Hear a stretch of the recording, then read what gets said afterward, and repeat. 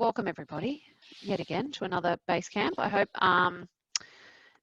everybody enjoys today's session. We are going to go through job design. Now, we obviously did some of this in training in the 2-day workshop. But what I want to go through is some situations where it might not be really straightforward, and what do you do? So what if everyone doesn't agree? How do we deal with that?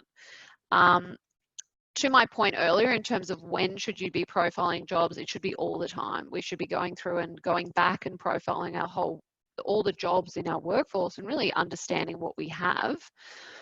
And that's going to help you when you do things like coaching guides for people and also other job matches. That's helpful if you've actually got all of the jobs in your business and you can talk to people about that. So if you're looking at actually workforce planning, you really do need to have not only all your staff profiled, but all of your jobs profiled. So that's usually where a lot of you will be at the moment, where you've been with PI for a while, and now it's like, okay, well, let's go back and really make sure we've got the right jobs in the system so we can have better conversations with our staff.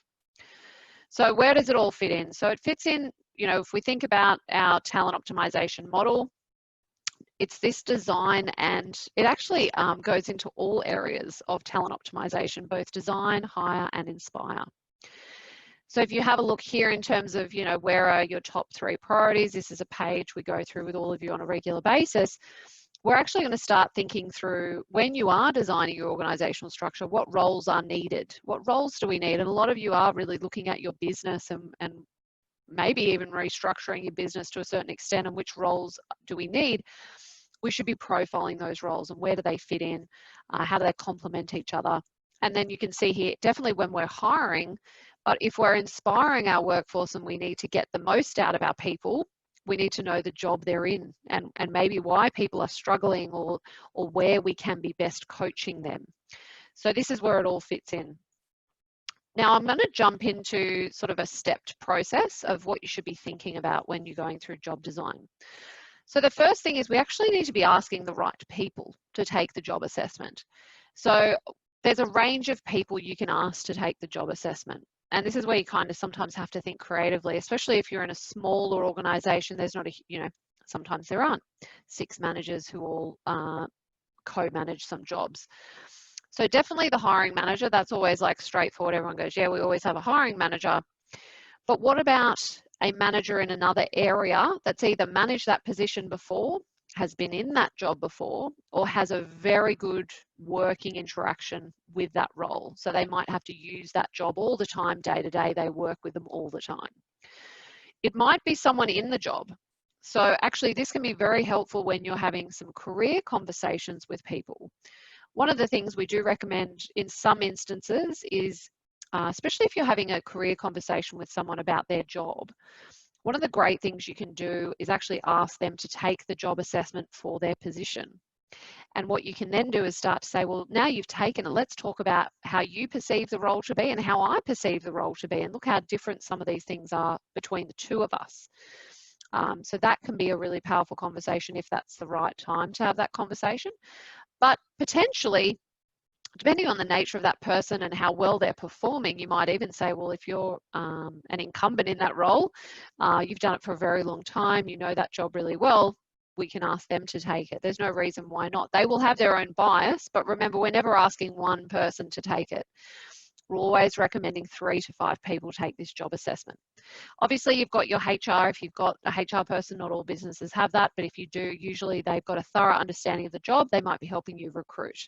Or someone who just knows that job really, really well. So there are lots of options there. I always say think a little bit creatively about who understands that job. Now, here's where it gets tricky, because once you've sent out your job assessment, then it goes out and it comes back. Now, I'm not going to go through an example where everybody agrees, because they're the easy ones. The challenging ones are, well, what do you do when you get the results back and you're like, what am I looking at here? This is really hard to define what the job looks like. So there are some options here. So let's have a look. I brought up a bit of an example.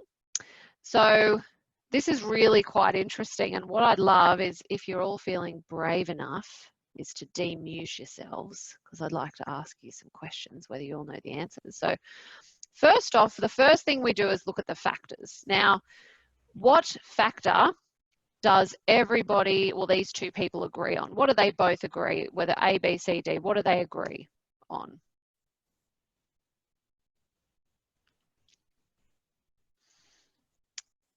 Are their A and D being Beautiful. high? Perfect. Absolutely. So they both agree that it's a moderate high A and a moderate high D. That's a really perfect little example.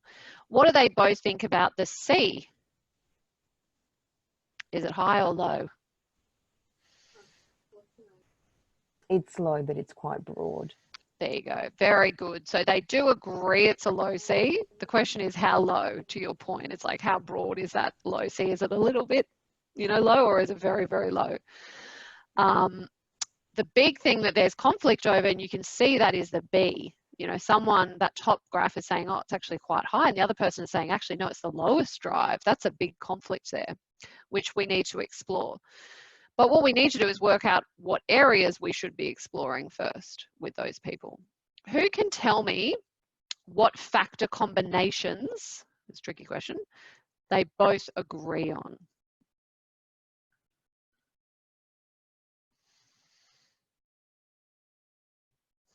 I've got someone on chat. The A over C for certain. Beautiful. A over C, that's it. That's a great first one. And Gary, also the D over C. Beautiful.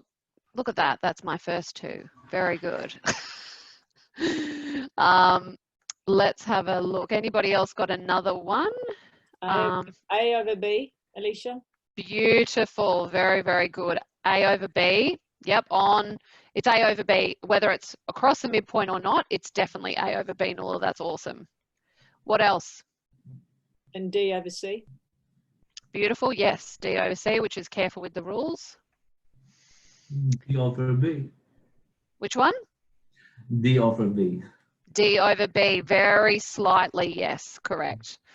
The other one that they both agree on is A and D, both on the high side. Analysis. Yes, to a certain extent, because one says it's slightly over and one says it's slightly D over A. Yeah, but in general, they're all high, so yeah. Excellent. And Nuala's point to A over B, the role is going to be task orientated. The question is how, does it cross the midpoint or not? So where the conflict is, if we then look at what are the other two factor combinations we have left, it's B and C, because in the top graph, it's high B, low C, and in the other graph, it's C over B, both low. And then the next one is high D, B for the bottom person, and then the top person, there's still some conflict there. So it is D over B, but it's like on the high side versus is it a really broad one? So what we would then get you to do is have a look at your toolkits. And you would potentially bring those people together and even just have a conversation through the toolkit and say, look, let's read the proactive bit. What do we agree A over C is? A over C is proactive. Let's have a look at that. Yeah, we agree the job's got to be proactive. That might become your non-negotiable factor combination when you're recruiting and you're looking at candidates. You might say, well, actually, when we're looking at candidates, we know that that was the widest thing that we both agreed on. So let's make sure that we've got a candidate who's highly proactive. We definitely, you can both say that we want someone who's careful with the rules. This role is very rule orientated. We want them to be fairly low C and high D, so that we want them to be careful with the rules, working quickly, but with a very high precision and accuracy and formality. It's going to be fairly task oriented. These are the things we do know the role will have. We have to go through things like how much social drive there is, if that's the conflict, or in some instances, we may not mind over this one factor combination. You should try and work through these things, but you might say with the candidates, when we're reviewing profiles, if they're a high B or a low B, we don't mind because we actually think there's some social interaction from time to time. It would be, great that they were comfortable in that environment and thrived on it. But there are times when this job will be analytical, heads down, sitting in their office, doing work on their own. So you might make it more midline B and you'll tolerate both high or low. So Because ultimately, I mean, for many of you who have done recruitment, you know that it's not always as simple as, oh, we just got to have a 10 out of 10 match. Sometimes with your candidate pool, you don't have that luxury.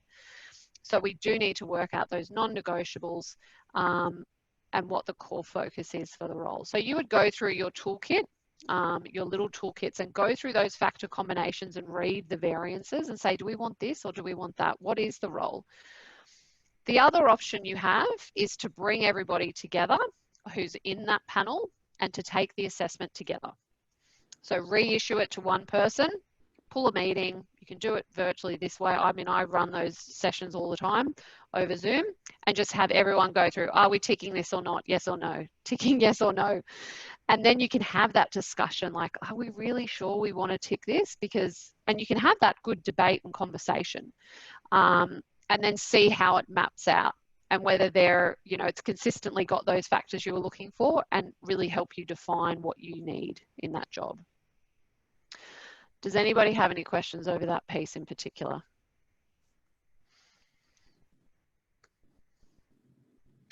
I'll go through some more examples with you. All right. Well done, everybody. Your factor combination knowledge is very good. Well done. Here's another example. I don't know if anybody's had one that has looked like this.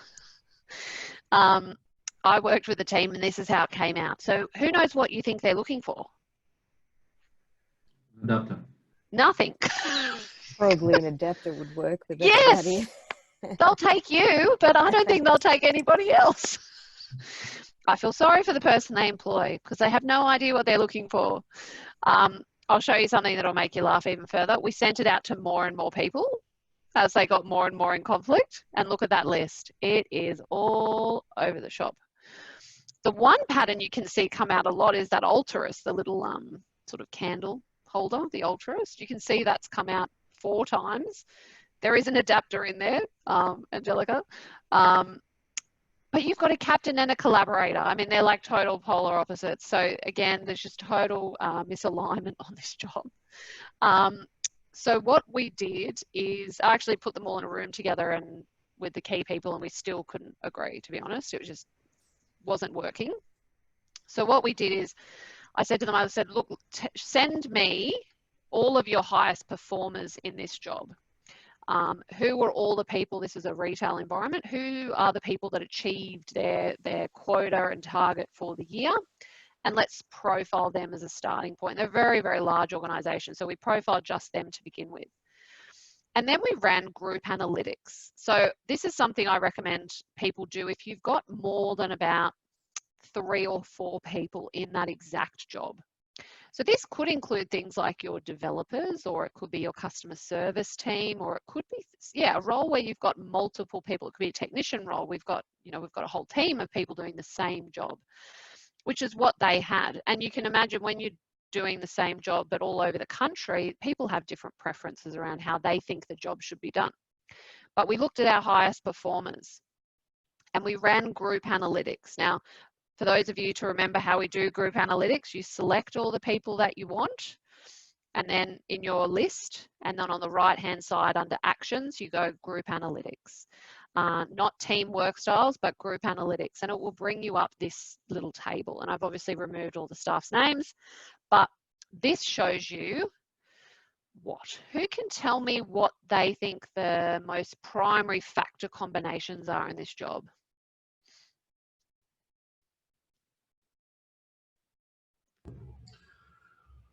Well, the C over A is a definite one. So they're a responsive person. They're casual with the rules, the C over D. C over D, wonderful. And it's interesting on the B, isn't it? Because you sort of have a bit of a split there where you do have 4 people up on that high, which is why it's pushed it up that way. But there's actually quite a bit of variance on the B in particular. So they took people who were quite introspective, and they were, the role also had some people that were quite extroverted that did well.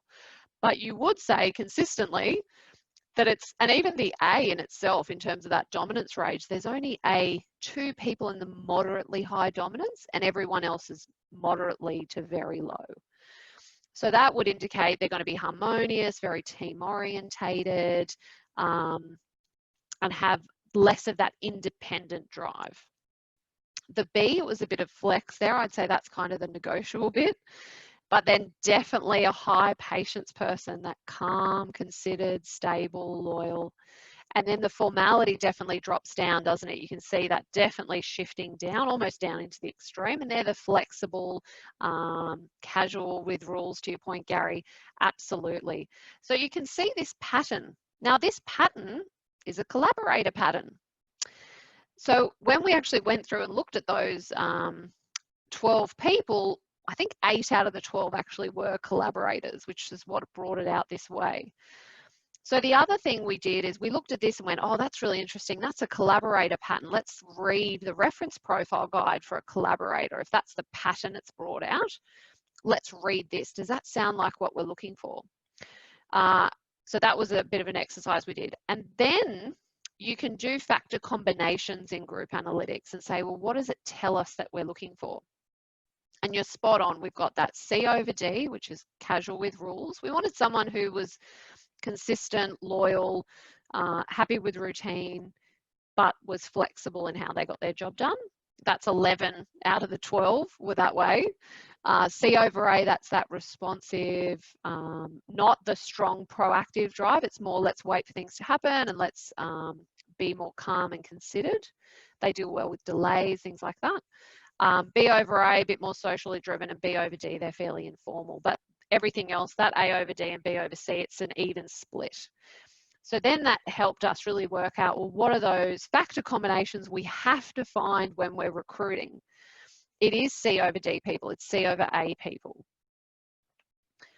Again, collaborator. So we then went through and went, okay, if it's a high C, low D, let's read this. Rules are guidelines, structure is a guide, deadlines are negotiable, persistent. Yep, that's this job. We did the A over C, they're more responsive. Yep, that sounds like the job.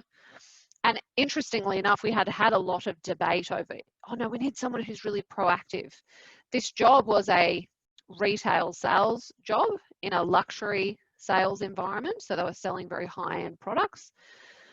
And they thought, oh no, we need someone proactive. They're salespeople. They've got to be proactive. If they're not proactive, they're probably not selling. But we actually found those calm people, the non-salesy people actually did best because they were there to listen. Let me understand why you've walked in the door and what you're looking for and how I can help you with that. They weren't forcing the customer. They weren't rushing them either. So this responsive style suited their environment much better, and they listened well, and that was a key thing we kept hearing. We wanted somebody ideally people orientated, but they were a bit more negotiable on that one. And then informal. So again, they don't need to be really structured. They could have a little bit more of an informal style. So this is hopefully helping you work out that even when we don't agree, there's a few different options you have. So having a look at the people who are in the job, if you have that luxury where you've got some sample size, but also having a look at the reference profile guide when you do group analytics, and then going through those factor combinations. I can't encourage you enough to be looking at not only just the factors, but what factor combinations do we agree on and we know are important to the job. Any questions, everybody? Or maybe even some thoughts or observations or challenges any of you have had, and we can talk through them before we keep going. Yes, Alicia, I have a question here, please. Sometimes we exclude, I'm talking about my work here in the TA space.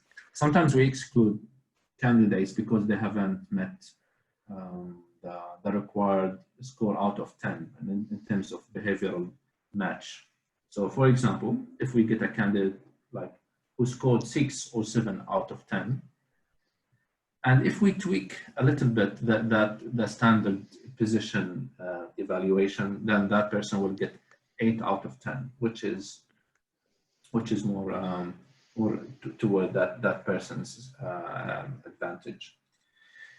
So it is really sensitive matter. How can we like mitigate making any mistakes, or not being fair with candidates, or maybe not to exclude good candidates because that a little bit of mismatch? I know that you will tell me now, here's your expertise, Mohammed, in assessing what factor combo is more important for that role. But yet, when it comes to the algorithm that PI provides, when it comes to giving a score, it is really sensitive. It is, correct. Yeah. So, for example, when I'm putting a candidate forward for a hiring manager, and I tell them that person, I think they can be put forward in the process, although they achieved or they scored 6 or 7 out of 10. You know what I mean? Yeah. And whilst the behavioral match scores are an algorithm, so it's still based on an algorithm in terms of factor combinations and match scores and all those, I try and avoid getting managers too caught up on the number, and I would provide them with more insights into what they're likely to see or get in comparison to the role. And again, that's going to come down to your manager's level of education. So if you have and I'll give you some examples. So we've got 2 people that are a 7 here. We've got a Helen and a Richard.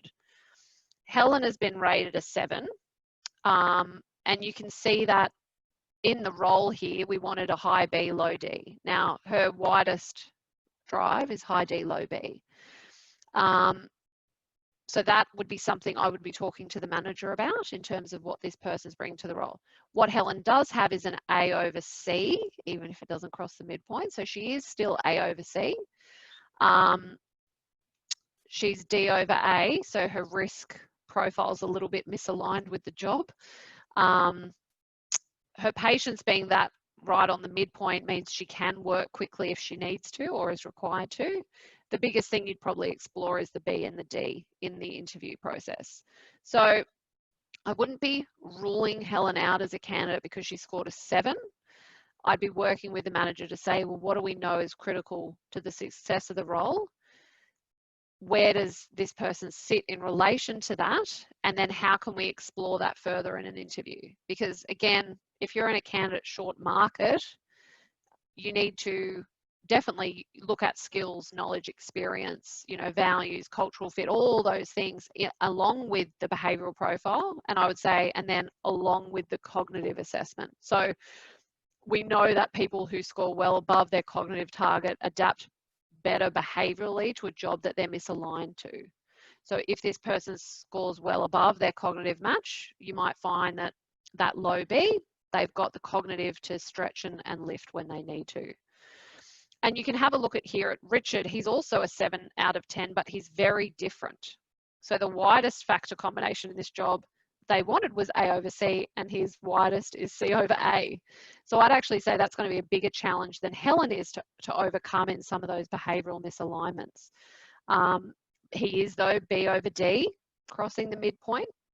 And again, these are the things that you'd have to talk through with the manager and say, this is what you are likely to find in this person. It's a very different style and they're different drivers to the nature of the job. What are those things that we can manage and which ones can't we? So again, talking through those factor combinations. I'd also encourage you when you're reviewing candidates. So if I just select everybody here, to have a look at, I'm just selecting everybody just because we can, but I'd actually start to have a look at the teamwork styles. Because when we profile the job, what we can do is we know that when we profile this job, it was probably going to sit up in innovation and agility because it was A over C and it was B over D, which would push it up into this quadrant. So then you've got some candidates who, yes, did rank quite high, but you're going to see who's closest to those quadrants and who's the furthest away. And what does that mean? If you've got maybe 2 or 3 preferred candidates, where do they sit in relation to each other? But then let's look at our team data. Let's overlay the team as well and see how this person will impact the team. So that can be another way that you can also look at it. But the point here is that you've got to make sure that job design was done properly. Because often you'll find managers will challenge you and go, oh, I know we profiled the job like that, but nah, we don't really need A over C. Even though it's the widest factor combination, we all agreed proactivity was the #1 thing. They'll come back to you and say, nah, we didn't really need that. I really want to hire Richard, even though he's C over A. So our jobs as experts is to just give them the information in terms of this is what you're getting. What they decide to do is still going to be in their hands, but we can provide them with the data. Does that help, Mohammed? It does, absolutely. And the new thing for me is when you said that cognitive is a good indicator. So if they have a higher cognitive means, they'll be more able to adapt. That's really a good point. That wasn't new really for me. Thank you. And Yeah, the teamwork styles as well. So I'll try start using that as well. Yeah, Thank just you. different perspectives can always help managers as well, right? It's like, oh, okay, now I'm looking at them in the wheel environment. I'm not just looking at their profile over the top of this graph. You'll find that they'll, I know that you already work so closely with the managers, but this is where we get their understanding to lift as well in terms of them understanding the information. Okay, so next bit. So we've sort of talked through the widest factor combinations and then having a look at the reference profiles. And there's no harm also in looking at that reference profile guide that you've all got, the 17 different reference profiles, and saying, well, we're looking for a captain. Let's have a look at that captain reference profile. Does that sound like the job that we're looking for? Now, step 4 is to go through and actually read the job report. So once you've moved those bands and worked out exactly what you're looking for, we want to have a look at that job report. What does it look like? Does this sound like what we want? And obviously you can see this is the job report. Once we moved those bands around, instead of them being these really wide bands, we actually modified it and said, this is what we're looking for. This is how the job report came out. So then we circulated that, had everybody read it. What do you think? Does this sound like the job? And everybody came back and, from every now and then people go, oh, I don't quite like that one word. And you're like, well, I can't, we can't edit this document, can we? Because it's system generated. But what you might want to do is just be really selective about the words that you then use in the job ad that you've got to go out and create. But key words here, I love this because it does make it nice and simple for you guys to take this language and put it in your job ad, put it in your job descriptions. When you're talking to the candidates about the job, use this type of words. You can see here long-term affiliation, working at a steady pace. It's a familiar environment. These are the things that they will like hearing. You can see they're established, stable firm, with a history of success. Now, if I see that on a job ad, in a job report, I want to put a little bit of longevity and history about the company, very short, but if they like working for established firms, I should probably talk about the history of the company we were established in and have had continual success, right? And we've got stability. You're going to use words like that because, again, this is going to attract the right people. So we took all of that, and now I want to talk to you about, well, how do we write the right job advertisement? There's plenty of information out there about writing a good job ad. This is a model that we use, which is really proven for us to work well and give us really good response rates when we help clients recruit. Very, very brief history, company overview. And what we also like to do is if you're working for a division, like, okay, well, we're hiring for the development team or we're hiring for a marketing team, talk about the marketing team inside the company and how it fits into that big picture. That's where people go, oh, that sounds interesting, because ultimately people have to go and work for teams and the company.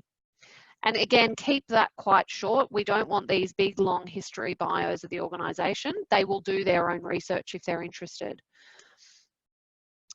About the role. So these are the headings we use as well. And sometimes if we're feeling quirky, we might say a bit about the role, a bit about you, a bit about us. So depends how formal you like to be. But I always talk about the purpose of the position, and please do not copy and paste your job description, which has really formal language. There's nothing worse than reading a job ad that's got this awful formal language in it. Talk about the purpose, like why does the role exist? What's the why? We all talk about the why. What's the why for the job? Is it about, building a customer experience? It's about developing great products and putting them into the hands of our users. Is it find something that's quite inspiring? What is the purpose?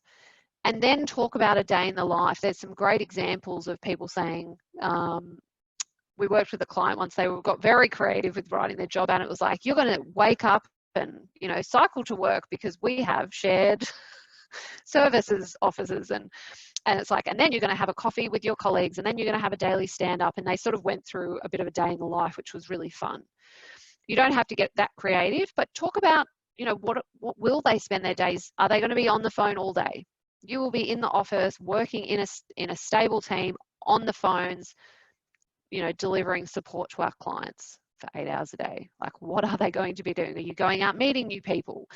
Is it about servicing the clients? But how? Talk about the how. Don't use generic words that are like, I still don't actually know what the job does. And then about you. So we always say a little bit about you. So you're now talking to the person.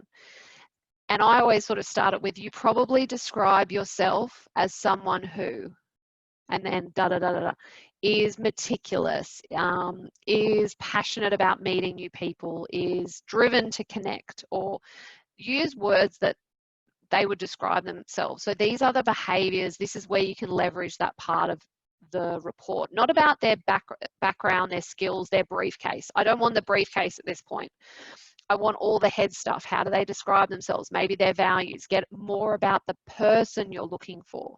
So when someone reads it, they go, oh my God, that's me. Or they can go, oh my God, that is not me, and I do not want to apply for this job. And then the what do you bring to the role?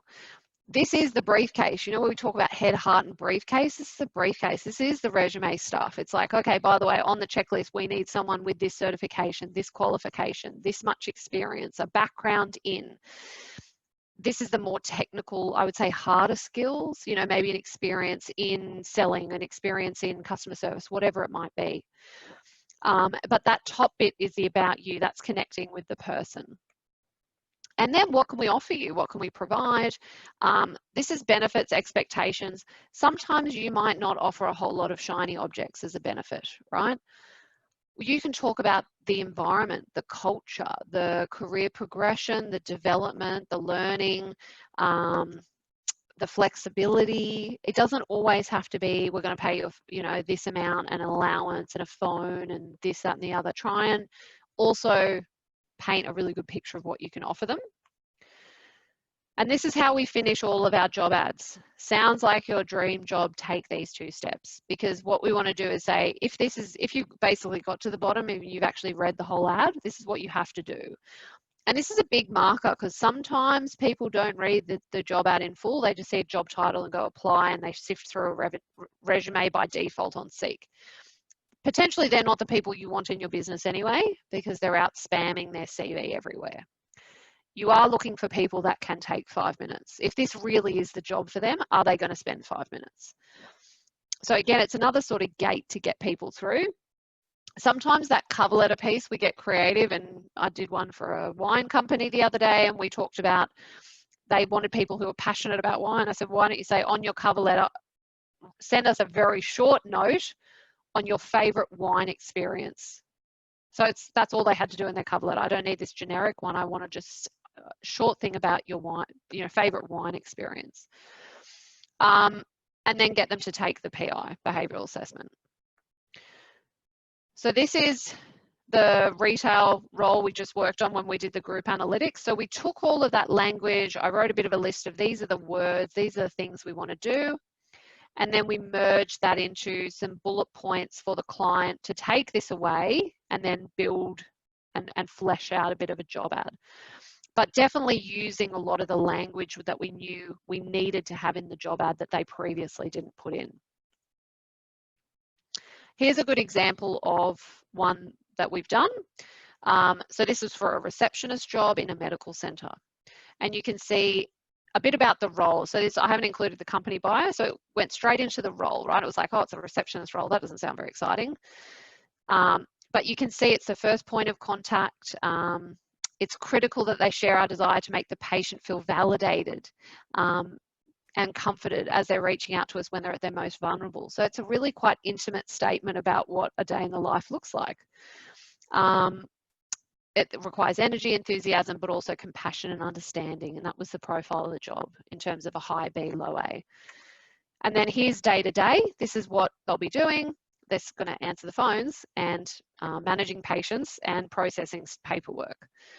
So that's a really clear view of the job. And a bit about you. Cooperative, supporting, empathetic, and service orientated. All of those words came out of that job report. Passionate about providing a thorough and reliable service. They were high D. And you'll thrive in a busy environment. Low C job.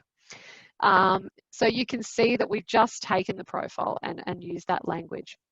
What you bring to the role, that's basically the briefcase. And then the final bit is what can we provide? Friendly work environment, privately owned, front line of patient care, someone who can grow in the business. And again, you can see exactly what I've just shown you, but in a real life example. Now, that's the process for building the job. Does anybody have any questions at this point?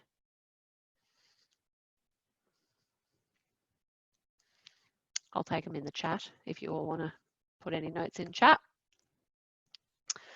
And I'll keep moving through because I thought it might be helpful whilst this session's really about job design, getting the job design right and getting it out there. I thought I'd just do a little bit on candidate selection because I know that's usually the thing that comes second. So if you've got any questions, put them in chat, by the way, and we'll work through them. So the last thing I just wanted to go through with you is which I sort of covered due to Mohammed's question earlier, but obviously we want to send that link to candidates. We want to get it on our job ad. We want to get it out to them as early as possible in the process. You're going to do your shortlisting, and everybody's shortlisting process looks different. I worked on a job for a client the other day. They had hundreds of applicants because of what's happening with COVID. Huge candidate heavy market. So we actually went through and we sorted from 10 to 0. Then we had about 50 out of the 200 plus that we went, okay, well, they're all kind of 8s, 9s, 10s. Let's go through and sift. So that sort of helped us as a starting point for the names we were looking for. Let's go find their CVs. Let's go have a look at those initially. And you will have your own processes, whether you do Seek first and then look at PI, or whether you do PI and then Seek. That's going to be up to you and how many applicants you have. You want to compare them to the job, but keeping in mind factor combinations that you're looking for. What's the widest of the job? What's the widest of the person? And then you might start looking at the team dynamics. I think that's where it becomes really interesting. You know, we wanted someone in this quadrant. This is where they are. Or actually they're on the border. So they actually came out of a 7 out of 10 match, but they're on the border of that quadrant. So, okay, that's great. Let's talk about what that might mean. And then I want you to think about, and we might do a bigger session later, but how do you tailor your onboarding for that person? If you've got someone who's, you know, a higher patience person, calm, stable, rushing through an onboarding program is probably not a great way to start their journey with your business. They might want to see a really clear process being mapped out, especially if they're high D. You want to make sure you go through things in more detail. If they're high extroversion, you want to have them spending a lot of time meeting new people. More socially driven onboarding. Higher dominance people are going to want to be fairly independent, but you're probably going to look at their other drivers as well. So look at people's drivers when you're onboarding them, and then how you introduce them into the business as well can be really important. So everybody, that's my wrap up for today. Any questions, thoughts, reflections, any challenges anybody's had with job design that they want to raise?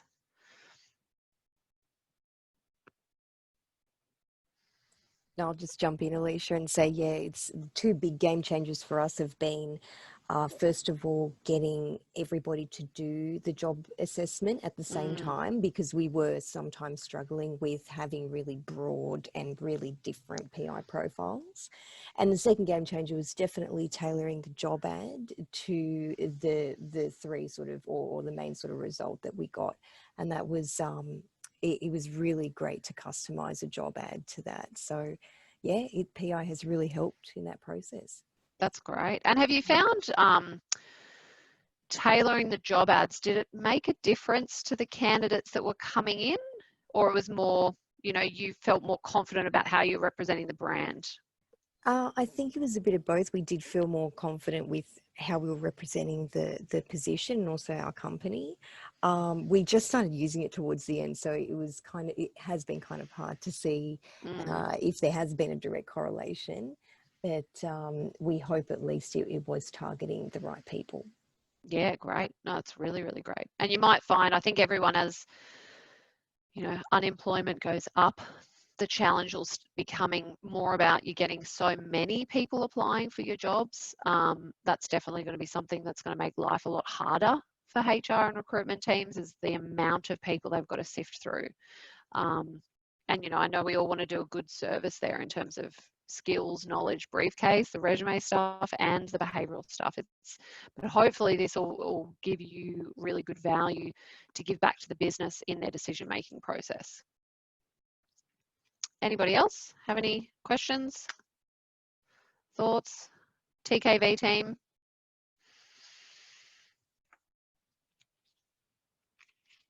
Sorry, Alicia. I guess we're yet to do a lot of this, so I'm just soaking it up. I don't have too many questions. We did have the aspirational idea that we might go through and just after we came out of your workshop, and we just profile every position in the company. But you know, we haven't got there yet. That's all right. Look, it's one of those things, I know, where everyone walks out of training going, yeah, we're so inspired. But the reality is work kicks in, right? So that's just the nature of work. But I guess it's setting those realistic targets of, you know, and who's going to help do those jobs? Often just even building out a plan can help. Yeah, I'd say this probably being very useful to Ivan.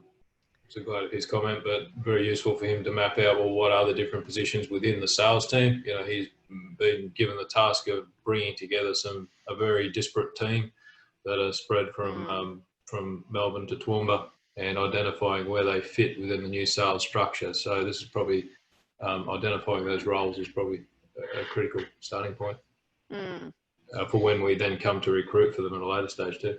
Yeah, exactly right. And look, I just thought I'd show you in the tool as well, just in the demo account. So there's not a lot of jobs in here because it's the demo account, but you can see when I go into someone's, you know, profile, I can go down here into other job matches, and because they've only profiled a few jobs in here, there's only one job here that they've profile matched for, and it's a 3 out of 10.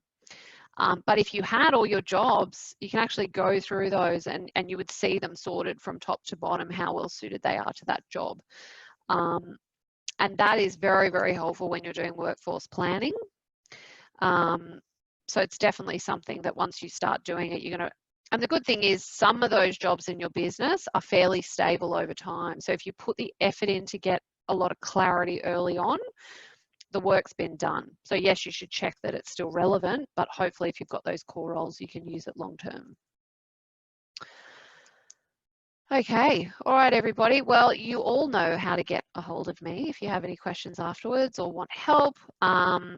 More than happy to walk you through it. I love Angelica's point at the end in terms of if you are having trouble getting your teams aligned, put them all in the room, get them all on a Zoom call, whatever that looks like, and say, let's do the job assessment together. It's going to take half an hour. Let's just do it. And let's have a look at the people in the role. Let's have a look at team dynamics. Let's really agree and move forward. Just spending that time together can actually save a lot of time. So really good advice there. So, all right, everybody, you know where I am. You can go back and rewatch this if you like. And feel free to reach out to me if there's anything you want me to go deeper, or there's another topic you want to go through. Otherwise, I will see you all next month. Thanks, Alicia. Thanks, everybody. Thanks, Alicia. Thank you. You.